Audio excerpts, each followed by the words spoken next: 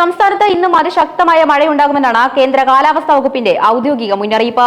സാഹചര്യം അതീവ ഗുരുതരമായി തുടരുന്ന പശ്ചാത്തലത്തിൽ തിരുവനന്തപുരം, കൊല്ലം ഒഴികെയുള്ള 12 ജില്ലകളിൽ ഓറഞ്ച് അലർട്ട് പ്രഖ്യാപിച്ചിരിക്കുകയാണ്. പ്രത്യേകിച്ച് വടക്കൻ ജില്ലകളിലാണ് കൂടുതൽ മഴയ്ക്ക് സാധ്യതയുള്ളത്. പാലക്കാട്, മലപ്പുറം, കോഴിക്കോട്, വയനാട്, കണ്ണൂർ, കാസർഗോഡ് ജില്ലകളിൽ ജനങ്ങൾ ജാഗ്രത പാലിക്കണമെന്ന് അധികൃതർ കർശന നിർദ്ദേശം നൽകിയിട്ടുണ്ട്. ദുരന്ത നിവാരണ സേനകളും വിവിധ വകുപ്പുകളും പൂർണ്ണ സജ്ജമായി രംഗത്തുണ്ട്. തുടർച്ചയായി പെയ്യുന്ന മഴ കാരണം പലയിടത്തും ജനജീവിതം സ്തംഭിച്ചിരിക്കുകയാണ്. നദികൾ കരകവിഞ്ഞൊഴുകുന്നു. മലയോര മേഖലകളിൽ മണ്ണിടിച്ചിൽ ഭീഷണിയും തുടരുന്നു. പത്തനംതിട്ട ജില്ലയിലെ സാഹചര്യം നോക്കിയാൽ ജില്ലയിൽ ഒറ്റപ്പെട്ട ശക്തമായ മഴ തുടരുകയാണ്. എന്നാൽ ആശ്വാസകരമായ ഒരു വാർത്ത, ശബരിമല വനമേഖലയിൽ മഴയുടെ അളവ് കുറഞ്ഞിട്ടുണ്ട് എന്നതാണ്. ഇതേ തുടർന്ന് പമ്പ നദിയിലെ ജലനിരപ്പ് താഴ്ന്നേക്കുമെന്നാണ് പ്രതീക്ഷിക്കുന്നത്. റാന്നിയിലും ആറന്മുളയിലും വെള്ളം താഴ്ന്നു തുടങ്ങിയിട്ടുണ്ടെങ്കിലും വെള്ളപ്പൊക്ക ഭീതി പൂർണ്ണമായും ഒഴിഞ്ഞിട്ടില്ല. അച്ചൻകോവിലാർ, കക്കാട്, കല്ലാർ നദീതീരങ്ങളിൽ താമസിക്കുന്നവരും ആശങ്കയിലാണ്. പുനലൂർ, മൂവാറ്റുപുഴ സംസ്ഥാന പാതയിൽ കയറിയ വെള്ളം ഇറങ്ങി തുടങ്ങിയിട്ടുണ്ട്. മാമുക്ക്, ചെത്തോങ്കര വഴി വണ്ടികൾ ഇപ്പോൾ കടത്തിവിട്ടു തുടങ്ങിയിട്ടുണ്ടെന്നത് യാത്രാക്ലേശം കുറയ്ക്കുന്നുണ്ട്. കണ്ണൂർ, വയനാട്, കോഴിക്കോട്, മലയോര ജില്ലകളിലെ അവസ്ഥ നോക്കിയാൽ വടക്കൻ ജില്ലകളിലേക്ക് വരുമ്പോൾ കണ്ണൂരിൽ കനത്ത മഴയ്ക്ക് യാതൊരു ശമനവുമില്ല. മലയോര മേഖലകളിൽ വ്യാപകമായ നാശനഷ്ടങ്ങളാണ് റിപ്പോർട്ട് ചെയ്യപ്പെട്ടിട്ടുള്ളത്. തേജസ്വിനി, കാര്യങ്കോട് പുഴകൾ കരകവിഞ്ഞൊഴുകുകയാണ്.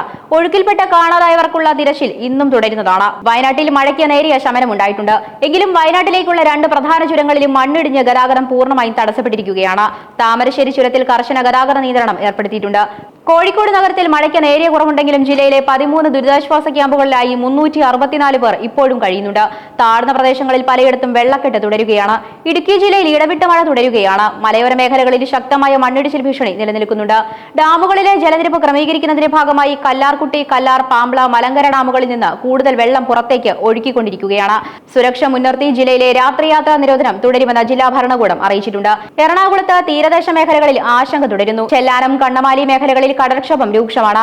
ഇതിനിടയിൽ മൂവാറ്റുപുഴയാറിലെയും തൊടുപുഴയാറിലെയും ജലനിരപ്പ് അപകടനില പിന്നിട്ടു. തിരുവനന്തപുരം, കൊല്ലം, കോട്ടയം ജില്ലകളിലെ സ്ഥിതിഗതികൾ വിലയിരുത്തിയാൽ തെക്കൻ കേരളത്തിലേക്ക് വരുമ്പോൾ തിരുവനന്തപുരത്ത് കടൽക്ഷോഭം രൂക്ഷമാണ്. തിരുവനന്തപുരത്ത് കടൽക്ഷോഭത്തിൽ കാണാതായ 4 മത്സ്യത്തൊഴിലാളികൾക്കായുള്ള തിരച്ചിൽ ഇന്ന് പുനരാരംഭിക്കും. നാവികസേന, കോസ്റ്റ് ഗാർഡ്, കോസ്റ്റൽ പോലീസ് എന്നിവരുടെ നേതൃത്വത്തിലാണ് സംയുക്ത തിരച്ചിൽ നടത്തുന്നത്. കൊല്ലത്ത് കാണാതായ 2 മത്സ്യത്തൊഴിലാളികൾക്കായി തിരച്ചിൽ തുടരുന്നു. തീരദേശ മേഖലകളിൽ അതിശക്തമായ കടൽക്ഷോഭം തുടരുന്നതിനാൽ ബീച്ചുകളിലേക്കുള്ള യാത്രയും വിനോദസഞ്ചാരവും പൂർണ്ണമായും ഒഴിവാക്കാൻ അധികൃതർ കർശന നിർദ്ദേശം നൽകിയിട്ടുണ്ട്. കൊല്ലത്ത് പെയ്ത ശക്തമായ മഴയിൽ വ്യാപകമായ കൃഷിനാശം ഉണ്ടായിട്ടുണ്ട്. അതേസമയം കോട്ടയം ജില്ലയിൽ മഴയ്ക്ക് നേരിയ ശമനം വന്നിരിക്കുന്നത് അല്പം ആശ്വാസകരമാണ്. മണ്ണിടിച്ചിൽ ഭീഷണിയുള്ള പ്രദേശങ്ങളിൽ നിന്ന് ആളുകളെ സുരക്ഷിത സ്ഥാനങ്ങളിലേക്ക് മാറ്റിപ്പാർപ്പിച്ചിട്ടുണ്ട്. കാലാവസ്ഥാ നിരീക്ഷണ കേന്ദ്രത്തിന്റെ വിലയിരുത്തലനുസരിച്ച് വരുന്ന മണിക്കൂറുകളിലും മഴ തുടരാനാണ് സാധ്യത. സംസ്ഥാനത്ത് തുടർച്ചയായി ഉണ്ടായ ശക്തമായ മഴയിലും ഉരുൾപൊട്ടലുകളിലും മിന്നൽ പ്രളയത്തിലുമായി 8 പേർ മരണപ്പെട്ടതായാണ് ഔദ്യോഗിക കണക്കുകൾ പറയുന്നത്. കോട്ടയം, ഇടുക്കി, മലപ്പുറം ജില്ലകളിലാണ് കൂടുതൽ ജീവനാശം റിപ്പോർട്ട് ചെയ്യപ്പെട്ടിട്ടുള്ളത്. സംസ്ഥാനത്തിന്റെ വിവിധ ഭാഗങ്ങളിലായി കൂടുതൽ ദുരിതാശ്വാസ ക്യാമ്പുകളും തുറന്നിട്ടുണ്ട്. നിലവിൽ 65-ലധികം ക്യാമ്പുകളിലായി 1000-ലധികം ആളുകളെ മാറ്റിപ്പാർപ്പിച്ചിട്ടുണ്ടെന്ന് മുഖ്യമന്ത്രിയുടെ ഓഫീസും ദുരന്ത നിവാരണ വിഭാഗവും അറിയിച്ചു. കനത്ത മഴയെ തുടർന്ന് ഇടുക്കി ജലസംഭരണിയിലേക്കുള്ള നീരൊഴുക്ക് വൻതോതിൽ വർദ്ധിച്ചിട്ടുണ്ട്. ഒറ്റ ദിവസം കൊണ്ട് 5 അടിയിലേറെ വെള്ളമാണ് ഇടുക്കി അണക്കെട്ടിൽ ഉയർന്നത്. പമ്പാ തീരത്തെ വെള്ളപ്പൊക്കത്തിന്റെയും മലയോരത്തെ മണ്ണിടിച്ചിൽ സാധ്യതയുടെയും പശ്ചാത്തലത്തിൽ ഓഗസ്റ്റ് 2, 3 തീയതികളിൽ നിറപുത്തരിയുമായി ബന്ധപ്പെട്ട് ശബരിമലയിലേക്ക് എത്തുന്ന ഭക്തർ പ്രത്യേക ജാഗ്രത പാലിക്കണമെന്ന് തിരുവിതാംകൂർ ദേവസ്വം ബോർഡും മുന്നറിയിപ്പ് നൽകിയിട്ടുണ്ട്. സംസ്ഥാനത്തെ മഴക്കെടുതിയും രക്ഷാപ്രവർത്തനങ്ങളും സംബന്ധിച്ച് മുഖ്യമന്ത്രി ഫേസ്ബുക്കിലൂടെ വിശദമായ വിവരങ്ങൾ പങ്കുവച്ചിട്ടുണ്ട്. മഴ കുറഞ്ഞത് ആശ്വാസകരമാണെങ്കിലും യാതൊരുവിധ അലസതയ്ക്കും ഇട നൽകാതെ ജാഗ്രത തുടരാനാണ് നിർദ്ദേശം. വെള്ളം കയറിയ സ്ഥലങ്ങളിൽ അടിയന്തര ശുചീകരണ പ്രവർത്തനങ്ങൾ ഇതിനോടകം തന്നെ ആരംഭിച്ചു കഴിഞ്ഞു.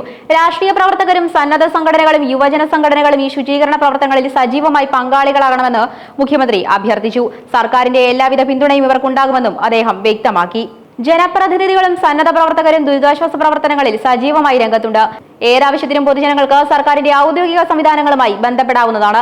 സംസ്ഥാനത്ത് ദുരന്ത നിവാരണ വിഭാഗവും റവന്യൂ വകുപ്പും പുറത്തുവിട്ട ഏറ്റവും പുതിയ കണക്കുകൾ അനുസരിച്ച് ഇതുവരെ സംസ്ഥാനത്ത് 8 പേരുടെ മരണം ഔദ്യോഗികമായി സ്ഥിരീകരിച്ചിട്ടുണ്ട്. 8 പേരെ കൂടി ഇനിയും കണ്ടെത്താനുണ്ട്. ഇവർക്കായുള്ള തിരച്ചിൽ തുടരുന്നു. വിവിധ സംഭവങ്ങളിലായി 13 പേർക്ക് പരിക്കേറ്റ് ചികിത്സയിലാണ്. സംസ്ഥാനത്തൊട്ടാകെ 209 ദുരിതാശ്വാസ ക്യാമ്പുകൾ തുറന്നിട്ടുണ്ട്. ഈ ക്യാമ്പുകളിലായി ആകെ 5792 പേരെയാണ് സുരക്ഷിതമായി മാറ്റിപ്പാർപ്പിച്ചിരിക്കുന്നത്. ശക്തമായ മഴയിലും കാറ്റിലും പെട്ട 27 വീടുകൾ പൂർണ്ണമായും 196 വീടുകൾ ഭാഗികമായും തകർന്നിട്ടുണ്ട്.